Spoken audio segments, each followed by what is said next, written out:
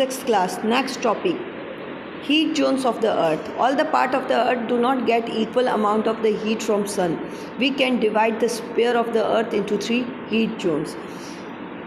सन की सारी जोन्स में, सारी जगह पे सेम अमाउंट की हीट नहीं होती, सेम गर्मी नहीं देता है। जैसे कश्मीर साइड में जाओ थोड़ा ठंडा रहता है, अपने यहाँ पे गर्मी रहती है। साउथ में चले जाओ अजीब सा होता है, ह्यूमिडिटी टाइप ऑफ होता है, पर गर्मी भी बहुत होती है। तो सब जगह पे इक्वल अमाउंट नहीं होता हीट का, सब जगह अलग अलग होता है। तो इसी वजह से 3 जोन्स को डिवाइड किया है हीट के, कि किस जोन में कितनी हीट पड़ती है। First, midday sun is exactly overhead at least once a year on all latitudes in between the Tropic of Cancer and Tropic of Capricorn. This region receives the maximum amount of heat and it is called the torrid zone. सबसे ज़्यादा torrid zone में heat आती है। साल में एक बार यहाँ direct heat जाती है।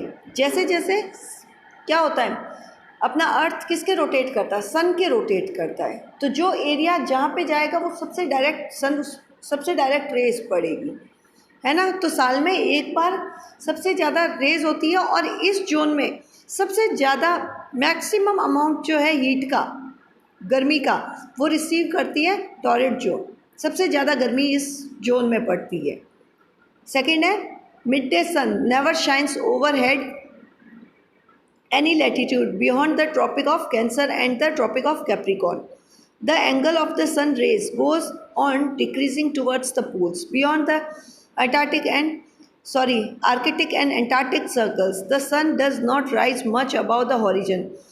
As such, the areas bounded by the Tropic of Cancer and the Antarctic circle in the northern hemisphere and the Tropic of Capricorn and Antarctic circle in the southern hemisphere have moderate temperature. These are therefore called temperate zone.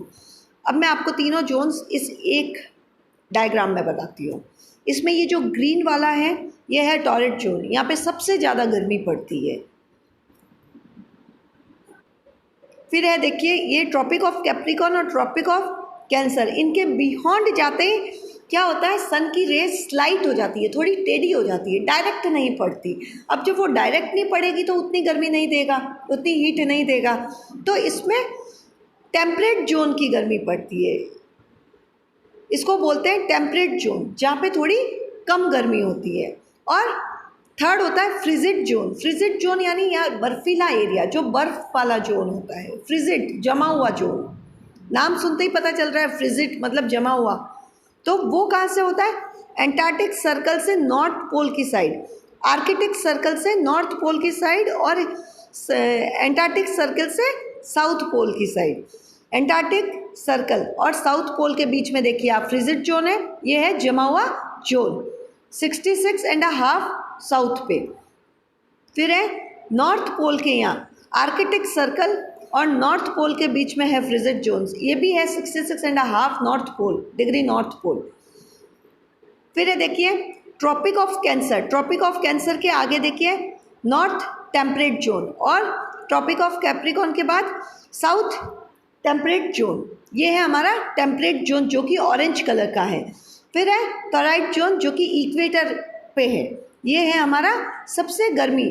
तो सबसे गर्मी वाला, सबसे ज़्यादा heat सन की कौन receive करता है? Torrid zone. Medium temperate zone जो है वो मीडियम गर्मी होती है उसमें, और फ्रिजिड जोन जो कि बर्फीला जमा हुआ जोन। तो ये हमारे तीनों जोन्स थे। इसमें ये देखिए the Antarctic circle and the south pole in the southern hemisphere are very cold. बहुत ज़्यादा ठंडे कौन से होते हैं? एंटार्क्टिक सर्कल साउथ पोल पे, साउथर्न हेमिस्फीयर के अंदर बहुत ठंडा होता है। This is because the sun does not rise much above the horizon, क्योंकि वो हॉरिजन से ऊपर राइज नहीं करता है, उसकी जो रेज है वो डायरेक्टली वहाँ नहीं जाती है। Therefore its rays are always very slanting. Slanting का मतलब होता है टेढ़ी, है ना। रेज डायरेक्ट नहीं पड़ना, टेढ़ी रेज जाती है, डायरेक्ट नहीं जाती है, और इस जोन पे बहुत कम रेज जाती है। Therefore are the called frigid zone. इस वजह से इस एरिया को फ्रिजिड जोन बोलते हैं। तो ये हमारे 3 जोन्स थे। कौन से थे? टॉरेट जोन, टेम्परेट जोन और फ्रिजिड जोन। आई होप आपको ये समझ आया होगा। अब आप एक बार इसे खुद से रीड आउट करना।